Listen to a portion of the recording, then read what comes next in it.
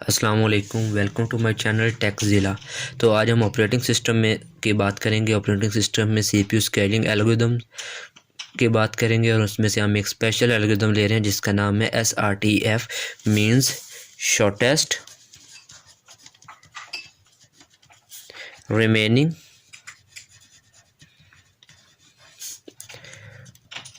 Time first.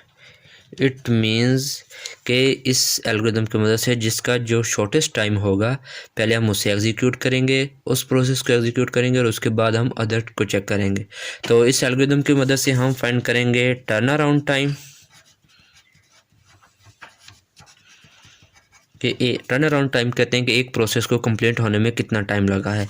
और दोस्तों हम फाइंड करेंगे वेटिंग टाइम कि एक प्रोसेस को कंप्लीट होने में या उसके एग्जीक्यूशन स्टार्ट होने में उसको कितना टाइम लगा है। तो इसको सॉल्व करने के लिए सबसे पहले हम बनाते हैं गैंट चार्ट। तो गैंट चार्ट कहते हैं graphical representation of activity against time, यानी कि टाइम के अगेंस्ट जो एक ग्राफिकल एक्टिविटी हो रही होती है उसे हम कहते हैं गैंट चार्ट। तो इसके अंदर हम क्या करेंगे कि हम प्रोसेस को सिंक्रोनाइज़ करेंगे, प्रोसेस को लिखेंगे और चेक करेंगे कि वो कब कंप्लीट हुए, कब स्टार्ट हुए। तो सबसे पहले अगर हम स्टार्ट करें टाइम देखेंगे तो कौन सा प्रोसेस किस टाइम पे अराइव हुआ है। तो हमारे पास जो प्रोसेस 4 है वो आया है 0 मिली सेकेंड पे। इट मीन्स कि हम गैंट चार्ट बनाएंगे तो सबसे पहले यहाँ पे लिखेंगे 0 और 0 पे हमारे पास आ रहा है प्रोसेस 4।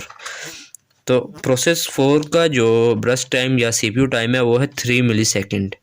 तो इसको एग्जीक्यूट करेंगे तो हम पहले 1 मिली सेकेंड आएगा, तो 1 मिली सेकेंड पर हमारे पास एक और प्रोसेस आ रहा है जो है कि प्रोसेस 3। अब हमारे पास प्रोसेस 4 और प्रोसेस 3 आ चुके हैं। तो अब जब ये दोनों आ चुके हैं तो हमारा जो एल्गोरिदम है वो इन दोनों का सीपीयू टाइम चेक करेगा कि इसको कितना सीपीयू टाइम रिक्वायर्ड है। तो 3 और 4 को जब हमने कंपैरिजन किया तो इसमें जो सीपीयू टाइम कम था वो था 4 का क्योंकि 1 मिली सेकेंड वो एग्जीक्यूट हो चुका है तो इसके पास रिमेनिंग बचे हैं 2 millisecond. It means 2 millisecond को और 8 मिली सेकेंड को हम करेंगे आपस में कंपेयर। तो जब हमने इनको आपस में कंपेयर किया तो जो प्रोसेस 4 था उसका जो टाइम था वो कम निकला। तो इसलिए अब हम दोबारा अगेन एग्जीक्यूट करेंगे हमारे प्रोसेस 4 को। तो हमने प्रोसेस 4 को अगेन एग्जीक्यूट करना शुरू कर दिया। तो वो उसके बाद नेक्स्ट मिली हमने किया तो हमारे पास आ गया 2 मिली सेकेंड। 2 मिली सेकेंड हुए तो हमारे पास एक और प्रोसेस आ गया, वो प्रोसेस आया है P1। तो P1 का जो टाइम है वो है 6 मिली सेकेंड और प्रोसेस 1 आ गया है। तो प्रोसेस 1 और प्रोसेस 4 को अब हम कंपेयर करेंगे, इनका ब्रस्ट टाइम देखेंगे, सीपीयू टाइम देखेंगे किसका कम है।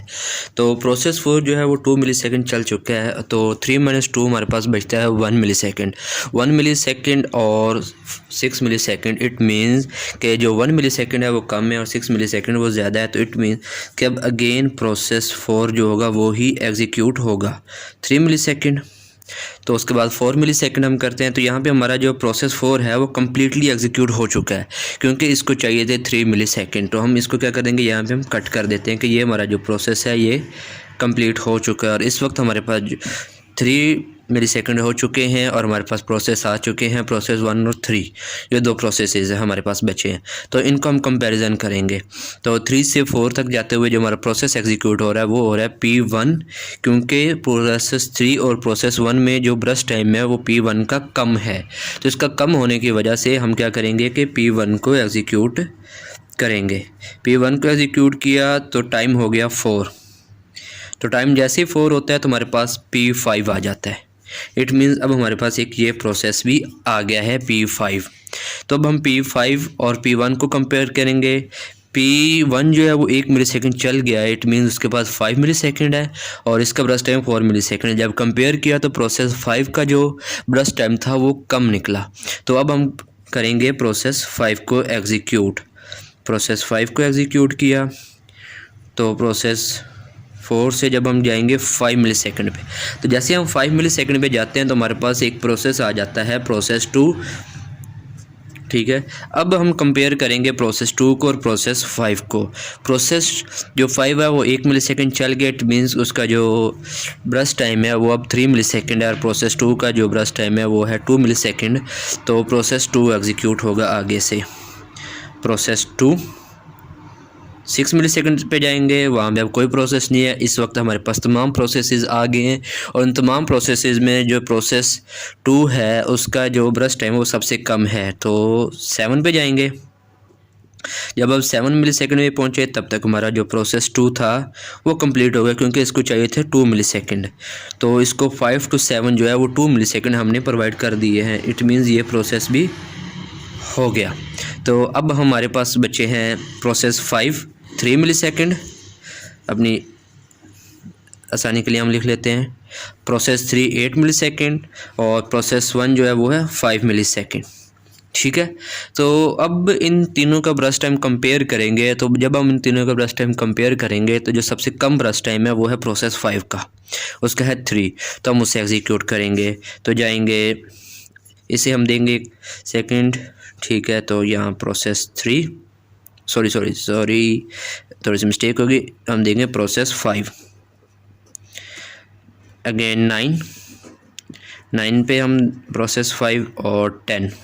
तो जैसे हमारे पास 10 होते हैं तो हमारा जो प्रोसेस 5 है वो भी क्या होता है, वो कंप्लीट एग्जीक्यूट हो जाता है। तब हमारे पास पीछे बचे दो प्रोसेस 1 और प्रोसेस 3। जब इनको कंपेयर किया तो जो प्रोसेस 1 था उसका ब्रश टाइम कम था और प्रोसेस 3 का जो ब्रश टाइम है वो है ज़्यादा, वो 8 है, वो 5 है। तो इसे एग्जीक्यूट करेंगे तो हम इसे जो होता है वो ब्रश टाइम दे देते हैं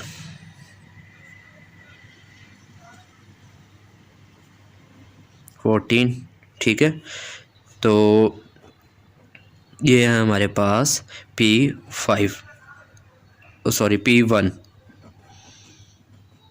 हम P1 को एग्जीक्यूट कर रहे थे P1। तो P1 को हमने देने हैं 5 सेकेंड। तो 5 to 10 to 15 11 2 3 4 एंड 5, इसको हम देंगे 5 मिली सेकेंड और 5 मिली सेकेंड देते हैं हमारा प्रोसेस 1 हो जाता है कंप्लीट। तो यहाँ से आगे प्रोसेस 1 के बाद हमारे पास रिमेनिंग बचता है प्रोसेस 3। तो हम 15 + 8 करेंगे क्योंकि इसका जो है टाइम वो 8 मिली सेकेंड है। तो 15 + 8 तो हमारे पास बनता है 23।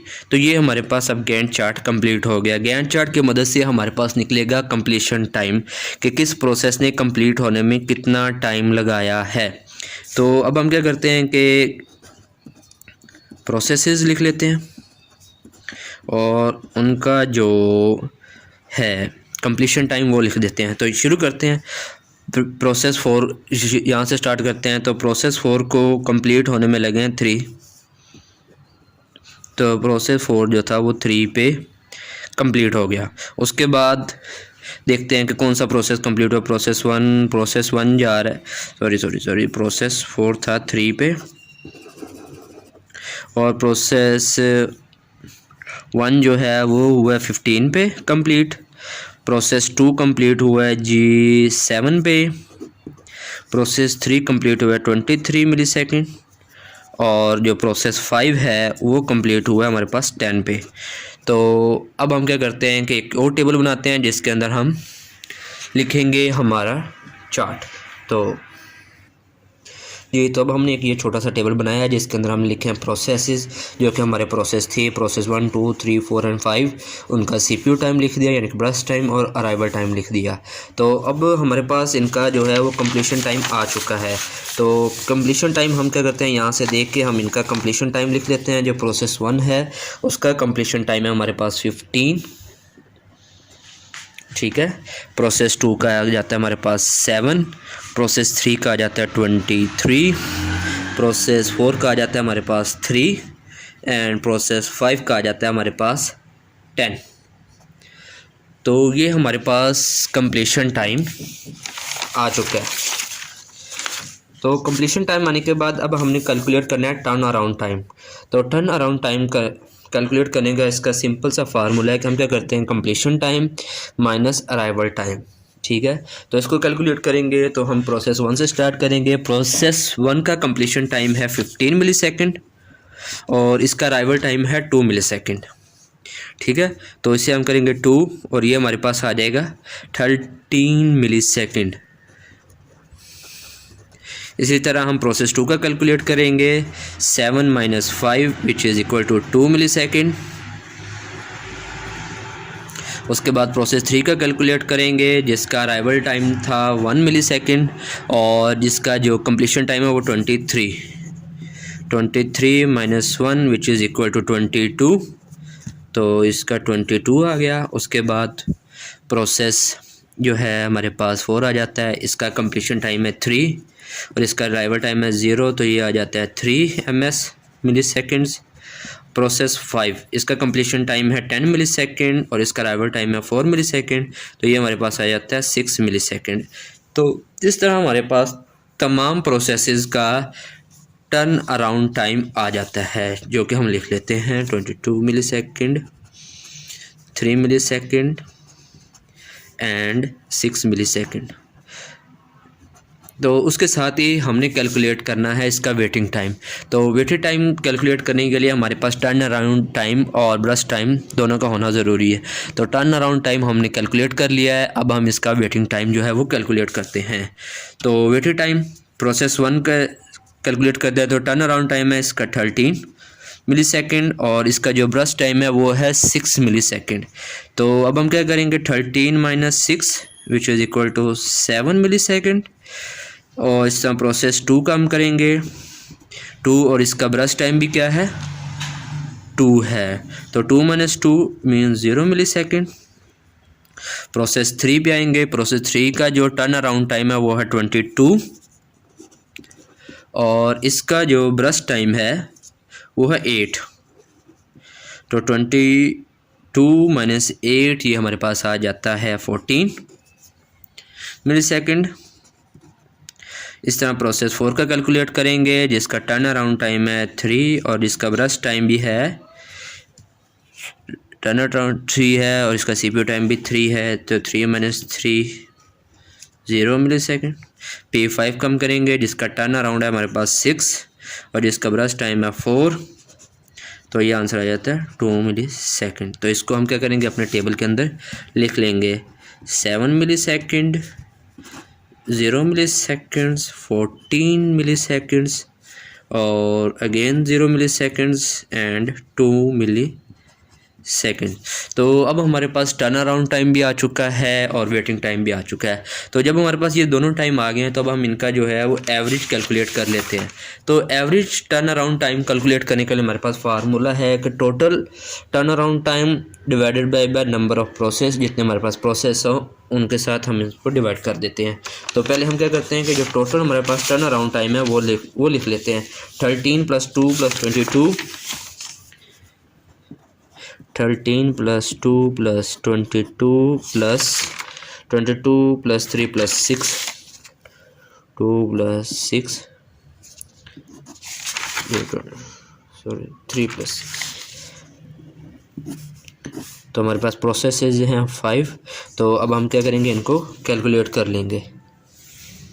तो कैलकुलेट करने के लिए हम कैलकुलेट किया, कैलकुलेट हम इनको करेंगे तो ये हमारे पास बन जाता है 46 / 5, जो कि हमारे पास निकल आता है 9।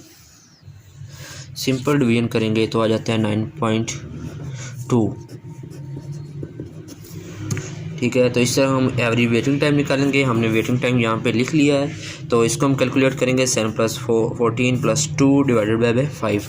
तो इसको हम कैलकुलेट करते हैं, तो जब हम इसे कैलकुलेट करते हैं तो हमारे पास आंसर आ जाता है। इनको कैलकुलेट करते हुए आंसर देखते हैं, तो आंसर आ जाता है हमारे पास 23। तो 23 को जब हम 5 पे डिवाइड करते हैं तो हमारे पास आंसर आ जाता है 4.6। तो हमारे पास जो एवरेज टर्न अराउंड टाइम है वो है 9.2 और हमारे पास जो है एवरेज वेटिंग टाइम तो वो है हमारे पास 4.6। तो यहाँ पे हमारे पास ये एल्गोरिदम कंप्लीट हो जाता है, जो कि हमारे प्रोसेस की, जो कि हमारे एल्गोरिदम की डिमांड थी वो कंप्लीट हो जाती है। हमने एवरेज टर्न अराउंड टाइम और एवरेज वेटिंग टाइम जो है वो कैलकुलेट कर दिया। अगर वीडियो पसंद आई हो तो इसे सब्सक्राइब कीजिए, लाइक कीजिए, शेयर कीजिए। Thank you. अल्लाह हाफिज़। टेकज़िला।